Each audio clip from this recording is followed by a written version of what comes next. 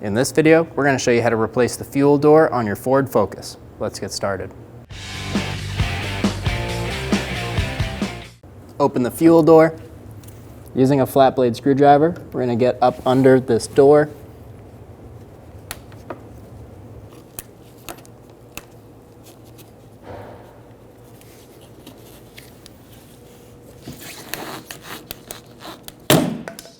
Get a flat blade screwdriver shoved all the way up in, and then pull the fuel door off.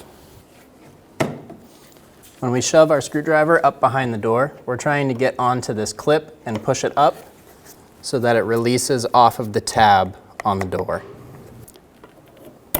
Get the new fuel door lined up. Push it straight on, feel it click into place, and you're good to go.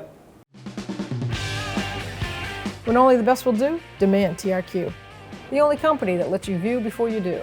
TRQ is committed to offering the highest quality aftermarket auto parts that are engineered for peace of mind. Thanks for using and viewing with TRQ.